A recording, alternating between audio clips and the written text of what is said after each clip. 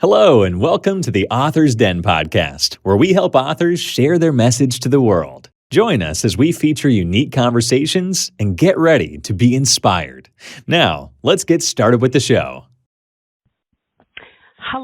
Hello, and welcome everyone. I am your host, Lizzie, for the Author's Den podcast. I am one of the hosts of many great hosts that are here on Author Den. And today, everyone, I have a special author, an incredible story, great book, obviously, and I am very excited to be able to speak to our guest all the way from one of the beautiful states, Chicago, city of Chicago, which is the Windy City, as they call it.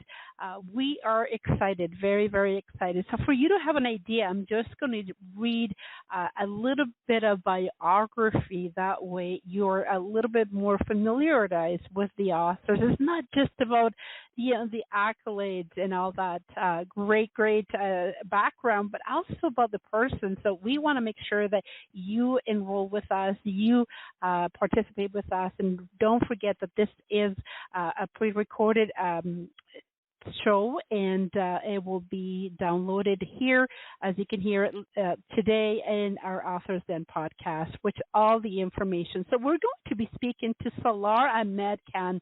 He's an MD, MBA, FACA, and FCCP, DTCD, and MCPS. He served as an attending physician, pulmonologist, and psychiatrist in the Karachi, Pakistan, and this is back in 1985 to 1997. He's the chief medical medicine intern director of medical services and intern hospital director of Al-Mihab General Hospital under the Ministry of Health in Saudi Arabia. This has happened back in 1988 and 1993 in association.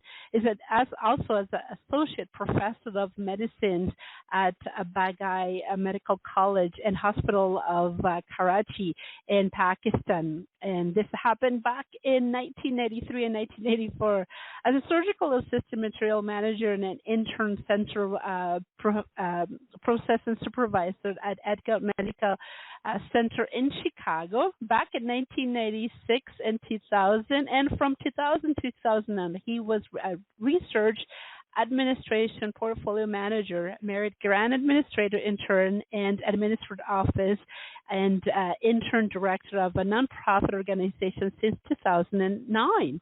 He has been working as the director of research and compliance in Chicago. He has been nominated for and won several awards at national, international level. Wow, this is incredible. And his spare time, he enjoys cooking, photography, what a contradiction, eh? Got to have that artistic side, and watching sport such as cricket. He lives in Chicago, as I mentioned earlier, with his wife and two sons. And he wants to find out more about Dr. Khan. You could always visit an incredible website, drkhan.com. Obviously, the links will be here on Authors that website. And obviously, his book that is on YouTube channels as well. So very accomplished. So let's welcome him with a wonderful round of applause, because he definitely deserves it. And a very accomplished fellow. I feel very humbled to be talking to him today. So let's welcome him. Hello, Dr. Khan. My goodness, look at you. Welcome to the Author's Den. How are you doing this afternoon? Thank you so much, Lizzie. Thank you so much, and nice talking with you. And I'm ready for interview today about my new fourth book. So we can start. And then you have given my very good introduction to the listeners and audience, so ultimately they know who I am. Yeah, please go ahead. Yeah, I'm very, very impressed about your background. My goodness, what a repertoire! What an incredible background! What an accomplishment you are! Very, very honored to have you here. But one of the things that I love to ask and connect with my author is just to have, the personal side of you. Medicine, doctor, being a physician. You're a pulmonologist. Wow. Was it always a desire from you, or was it something that was imposed by your parents? Because I know I have lots of friends from Pakistan, from India, and I know some of the parents is you have to be a doctor, you have to be a lawyer, you have to be a physician, you have to be an architect. Those are the things that I know that is installed in your life since childhood, or you had an experience as a young person and you thought, I want to be able to help humanity, and you went against your family's desires for you. Tell us a little bit about your background. Yes. So I was 8 kids in my home. I was having 7 elder, my brother and sisters. And in the beginning, I was not going to the school, or I was not having any, school, college, anything else in the early phases. And I was just at home and just thinking and talking and just playing all the time, and until the age of 12 years. And after that, I start my school, and in the early my phases, my father taught me some mathematics, English, and some other languages. And after that, I went to the school and I got admission in the 5th grade. And in the beginning, my school was in the morning shift. Within next 4-5 months, it goes into the evening hours, because they are opening the classes for the girls in the morning. So in that way, I got an opportunity in the morning free time. And then I spoke with my mother. I want to help you, and I want to see what you are doing the whole day and all those things to have get some idea. So she asked me that, did you finish your homework and everything? I say yes, I did everything. And then I started working with her in the home for all domestic things, and helping her in the kitchen and home environment, organization, and all those things. So in that way, I learned a lot. And then I noticed that my mother was very perfect in making the food and all those things, and organizing the house. And technically, it was a full-time job, and preparing the 3-time food, breakfast, lunch, and dinner for all of us. We are all going at the same time in the morning for the college and school and everyone.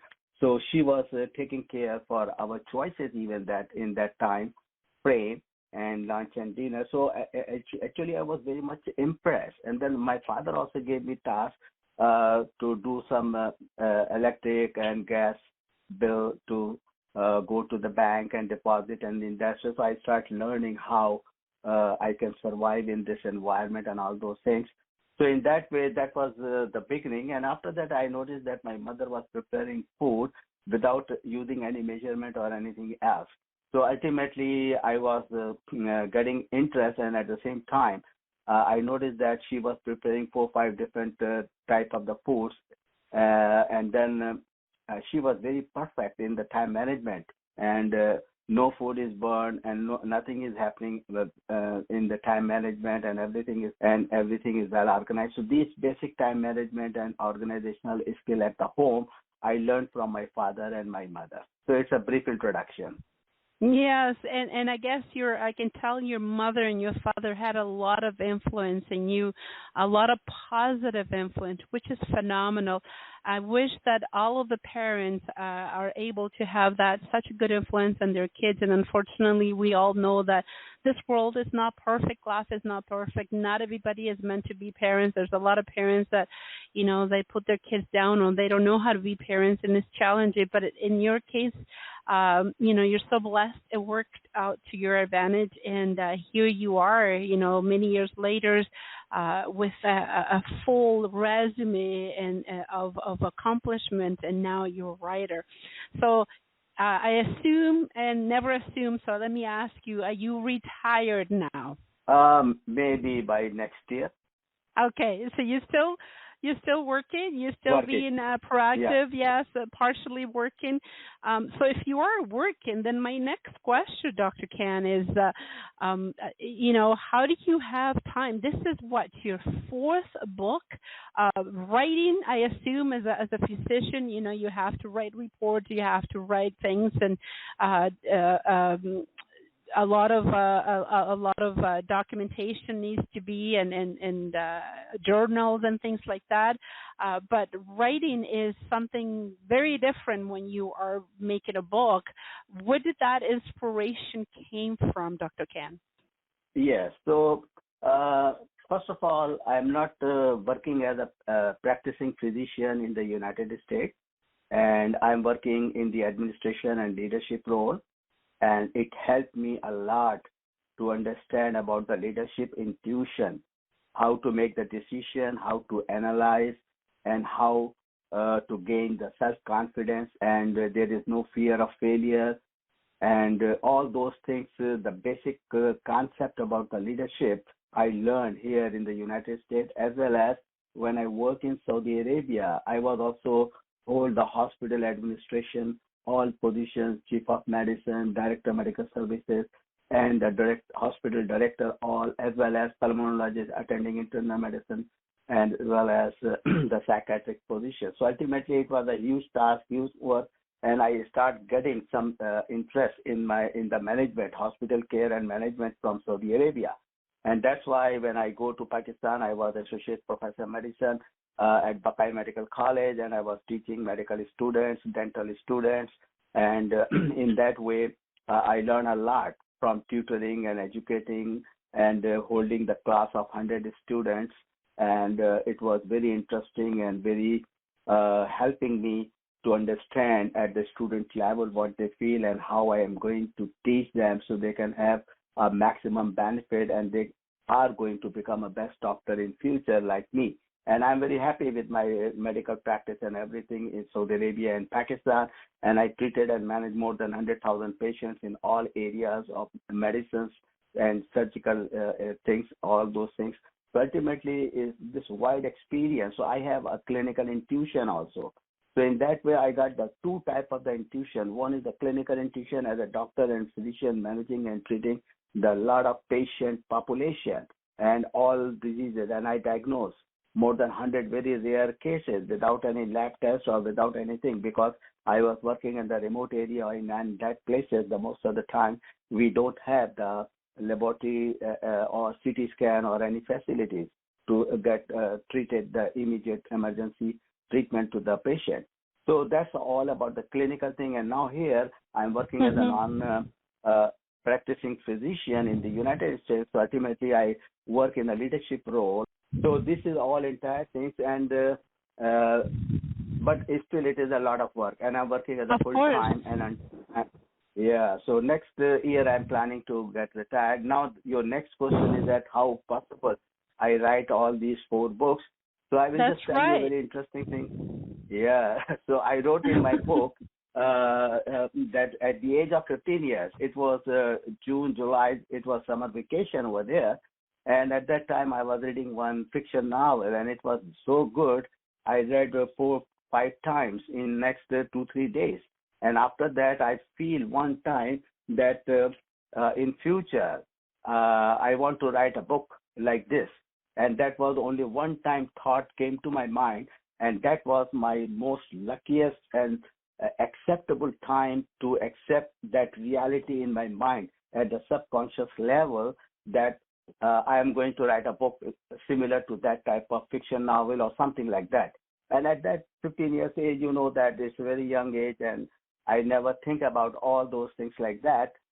So in that way, this was very, very good idea. And after that, I noticed that 2-3 days, I start getting more motivation, more energy to get more knowledge and education to fulfill all those requirements to become a future author or writer or something like that.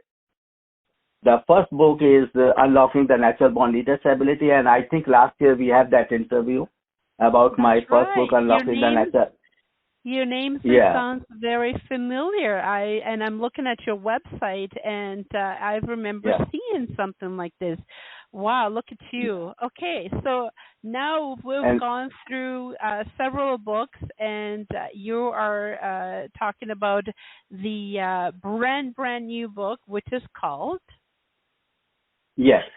So first of all, I will just give you a little idea, few seconds. The first book was Unlocking the Natural Born Leader's Ability, and in that Correct. book, I described how I become a natural born leader. And the second book is Am I Burned Out at Work? A self-care solution, because in the industry, organization, CEOs and doctors, physicians, they are committing suicide and they are having a lot of Mm, trouble to perform very well at the job, and they are committing suicide, anxiety, depression. So that's why I wrote to favor them to provide a self-care solution, how they can prevent themselves from the acute onset of the burnout or the late onset of burnout, which lead to involve into the divorce or anxiety, depression, or suicidal thought and committing suicide. And my third right. book is the third book is Shaping the Future of the Global Leadership. And that book is giving some idea about how we are going to organize and reorganize our world political leadership at one platform, and then provide some basic concept about the leadership role and how they become a more confident leader.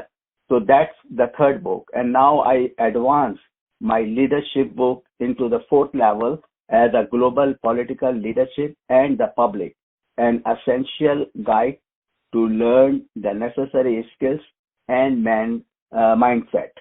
So this book is basically providing a global political leadership training program, because I noticed that when our leaders, they are not fully trained in this particular job.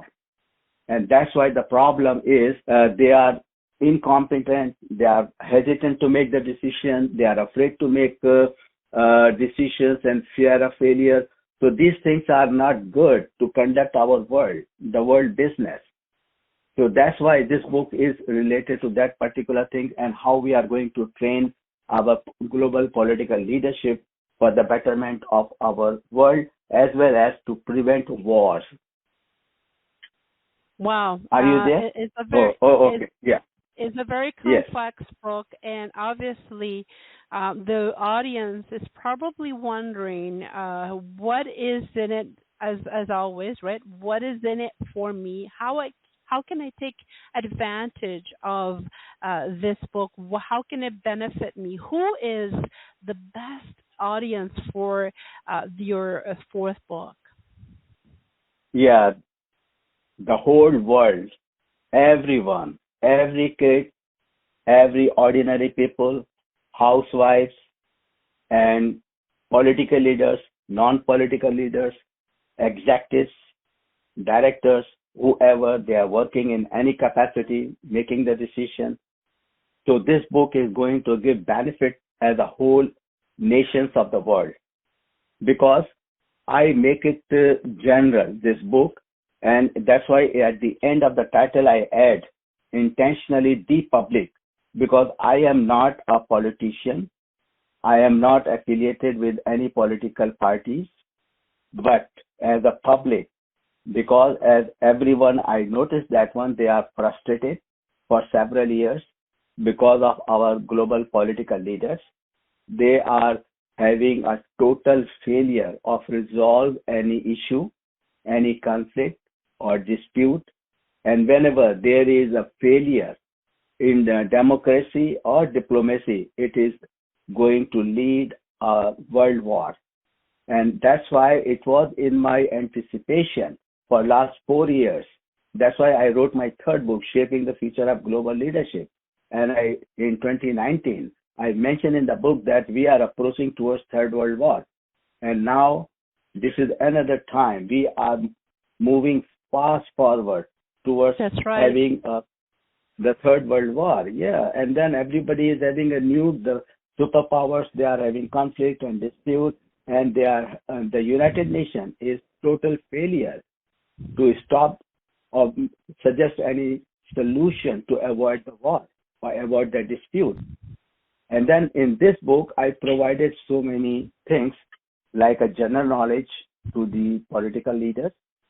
They must know what things are important to know. And then it is also providing how they can make themselves more polished, more positive thinker leaders. And then in what direction and dimension they are going to deal the other world leaders. They have to go through the different process.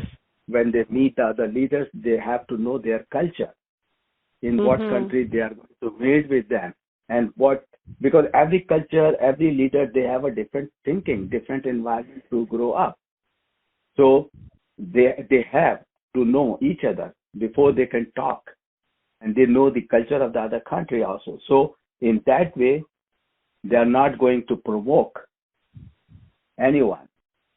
Absolutely. In this way, and then we can, One of the things that I don't want to forget, Dr. Khan, is the name of the book is called The Global Political Leadership and the Public, an essential guide to learn the necessary skills and mindset. I don't see it on your website. I go through, but I can see it in certain places.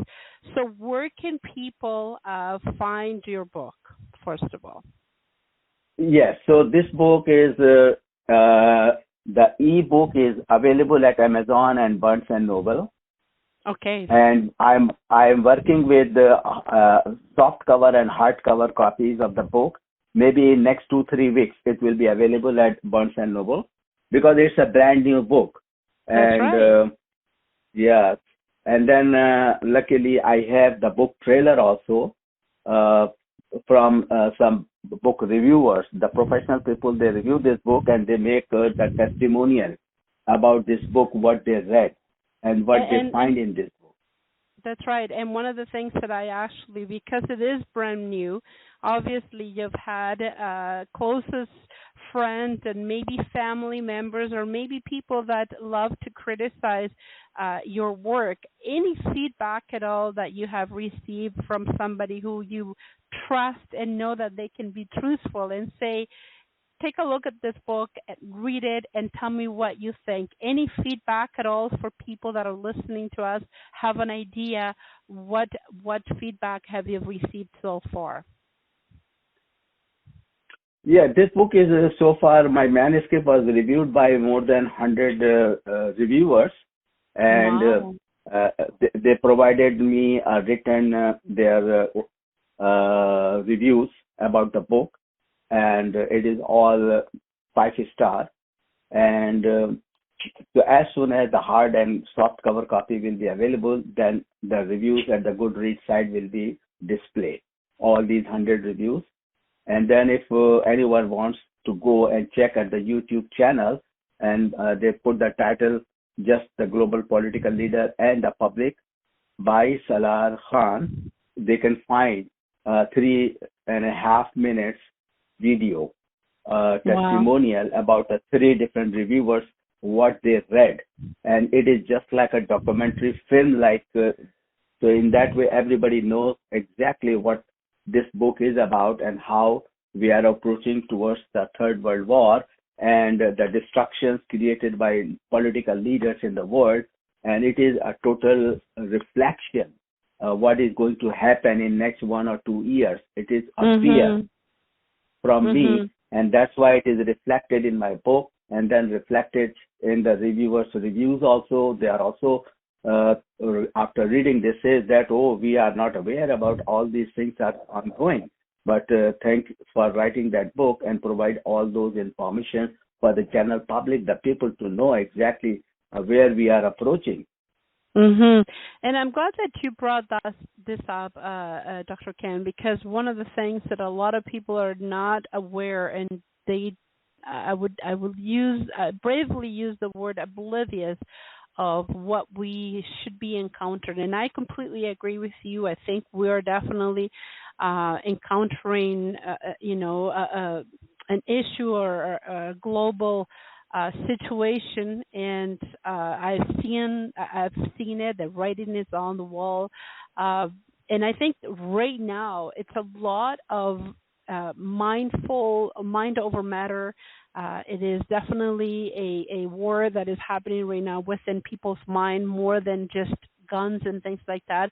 And I'm glad that somebody like yourself is writing about it, because then it's not like I didn't know, it wasn't aware, I didn't see the sign, and the signs are very oblivious, very abrupt in your face.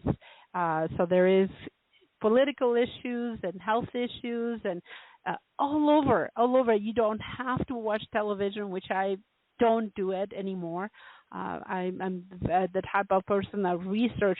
One of the things, what would you say is one of the things that people can help themselves, other than reading your book, to get more knowledge, to be more informed? What are the things that you think that people should do to not live, inside of the hole and say this is not happening?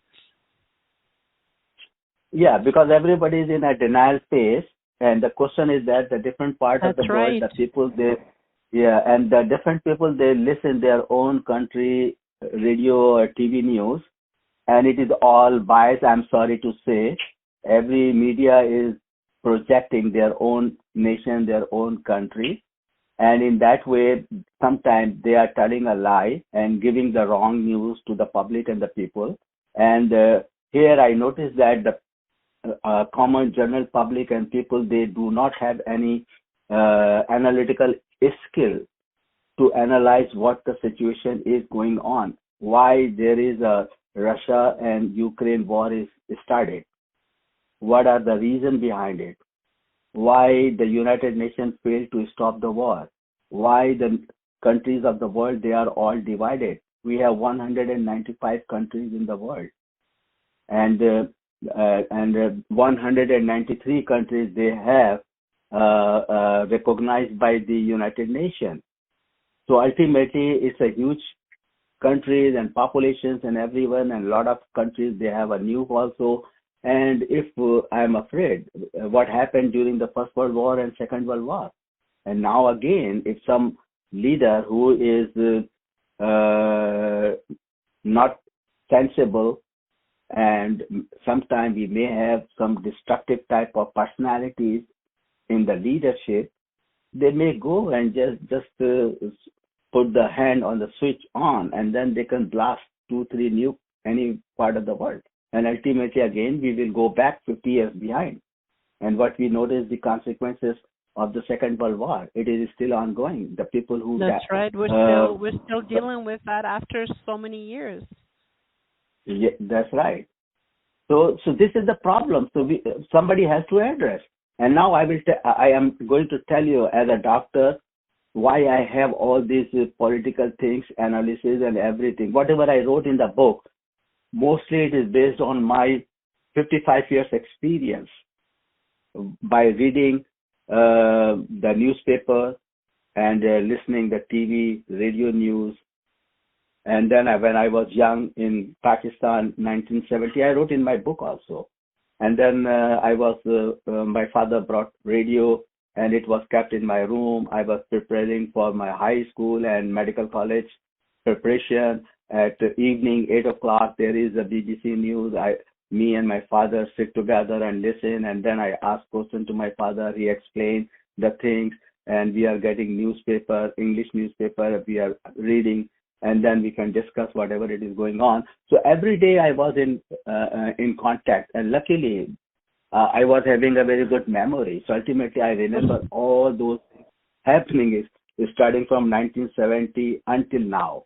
So you can imagine, 53 years I was connected with that of the news of what is happening in the whole world, not only in Pakistan or any local country. I was dealing with the whole countries of the world. So ultimately, my mind is processed a huge data during all those years, and I have seen politicians, they are coming and going after completing their tenure, either 5 years or 4 years in any country in the world, and nobody asked them what they did, why they put the people in war, why they are having a huge ammunitions and fighting each other. For what purpose? The ordinary people, they are the sufferers. They are suffering a lot because of the consequences of the war. So ultimately, we are facing the price hike for all food stuff, oil, gas, everything, that. So Yes. it is totally reflected the general public. So why the general public is not knowing what is going on and who is going to get benefits of these wars and fighting? Yeah, please Yes, go ahead. it goes back to the rich wants to be richer and they want to maintain.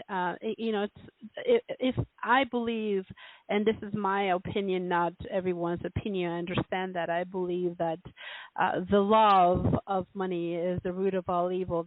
We read that in the Bible. Not that money is bad. You could do amazing things with it, but the love of it and the more you want it, that's what triggers.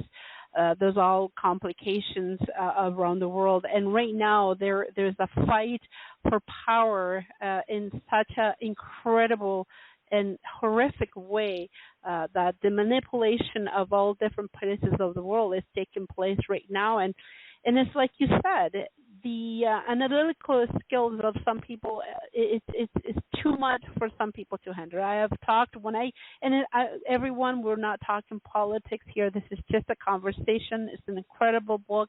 I will highly recommend if you want to be a little bit curious and just find out a little bit or be aware of what's going on so it doesn't get you by surprise. Please pick up the book, The Global Political Leadership and the Public, an Essential Guide to Learn, I love the title, the Necessary Skills and Mindset, so by Dr. Salar Khan. And so it is essential to be able to be aware. And when you're prepared, when you're aware, things does not catch you by surprise. And I didn't expect this. People that say that I didn't expect this, I didn't see this coming. What should I do now? How do I prepare myself? How do I defend myself? How do I feed myself? Those are the ones that are suffering the most. And I'm so glad, Dr. Khan, that you're able to bring this to light. And I know it's a little bit controversial.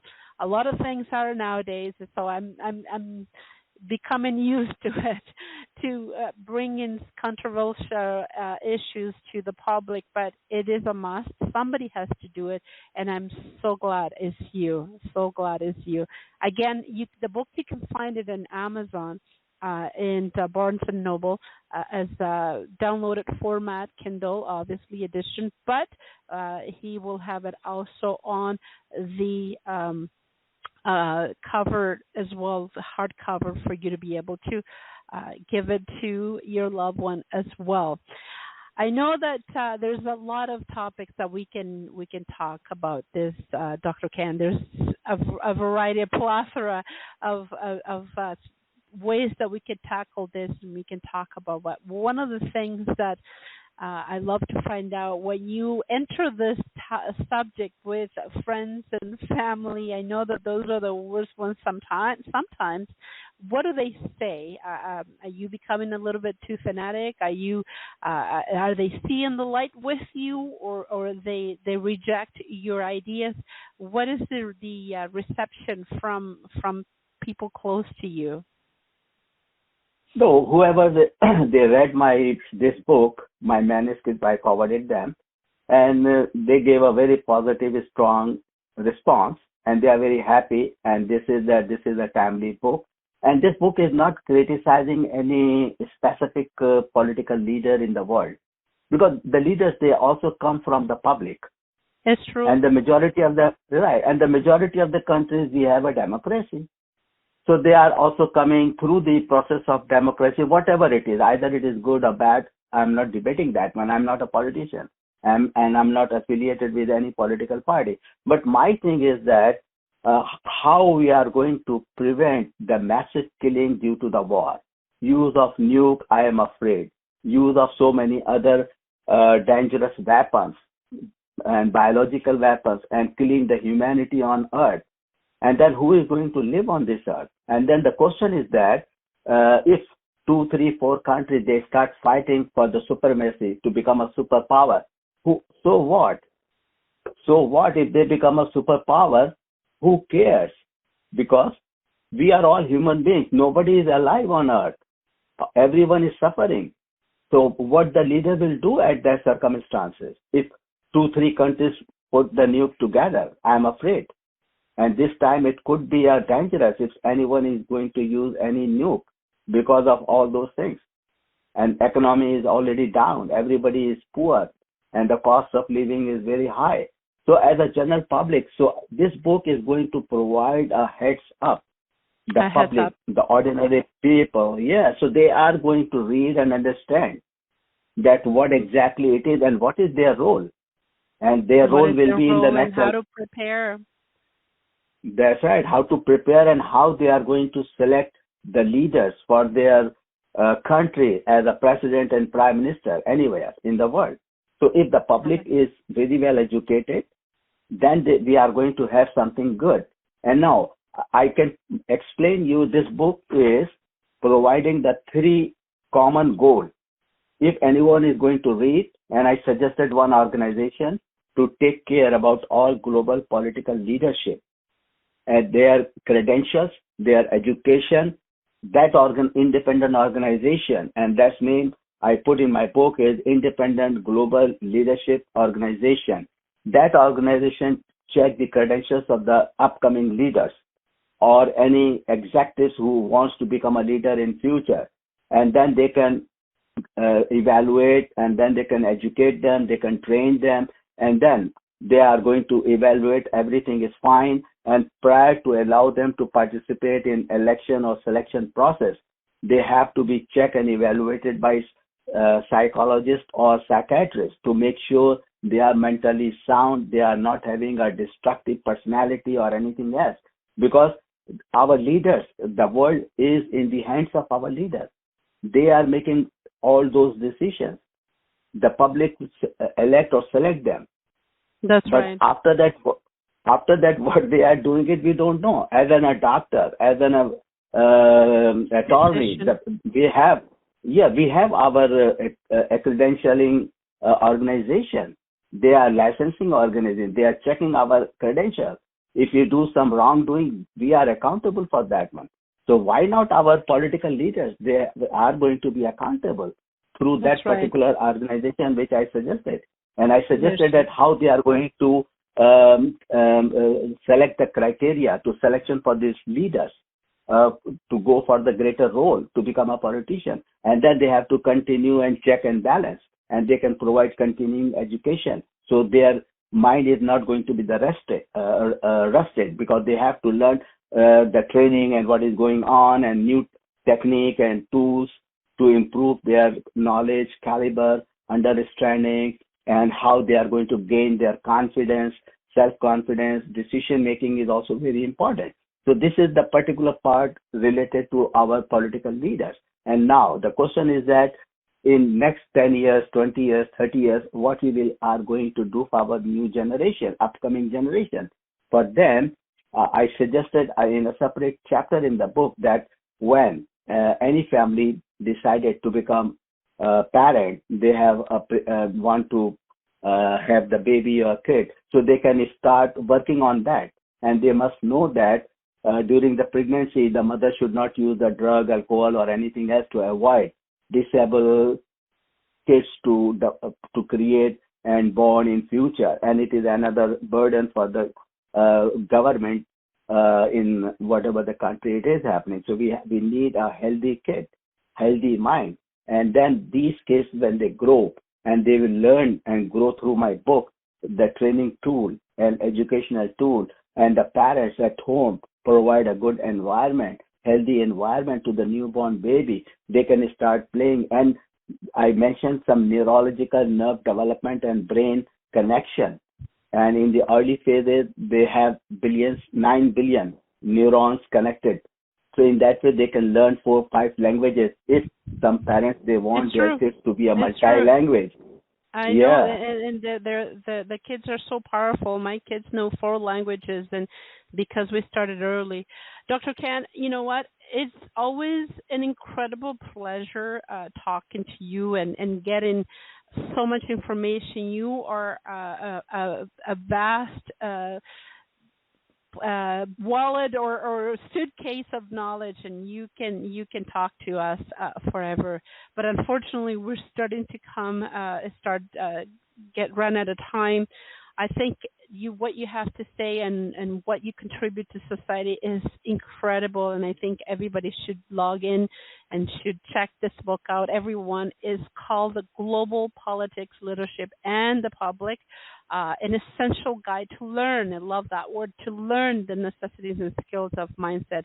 We are ready and very close to something, unfortunately, not too pleasable to happen in the next couple of years. So I think that you should, like the book says, learn to get prepared and to be ready for whatever it comes. And we need to, obviously, like Dr. Khan said, get our kids ready to a different mindset, healthy mothers, and ready to start a brand new generation. So I think that this is imperative. I want to thank you so much for being here with us today, sharing again more knowledge and more information and contributing in such an incredible way to this world. You're so valuable, and I appreciate you so much. Any last word, Dr. Ken? Yeah, so at the same time, when this new future generation will grow up with the supervision of the environment at home with the parents and all, and then when they become a professional, any profession, anything, engineer, doctor, something like that, so they go through this leadership and understanding process. Ultimately, they are going to be a best professional leaders. And then from our global political leaders, they are also coming from the bottom onward. So ultimately, I need in future the positive thinker, a strong decision maker, and very much honest, sincere, sacrificing leaders to conduct or to run the business on our earth, so we can make our earth to live like a paradise or one of the best earth to live with harmony and all together and as a one community, not antagonists with each other, not fighting for the control or any supremacy on each other, because it is an individual person ego also. We have to not go for the ego to start fight or dispute. Yes. Yeah. So that's my last message, and hopefully we will find something good solution. We shall. All right, thanks for it. People like you definitely encourage us and give us hope. I think it's a great last message. Thank you so much for being here with us today. I really appreciate you. All right. Nice talking with you. Thank you, Lizzie. Okay. Bye now. Bye-bye. Thank you for listening to another exciting episode of the Author's Den podcast. Don't forget to subscribe to the show so you don't miss any of our future episodes. That's all for now. We'll see you next time.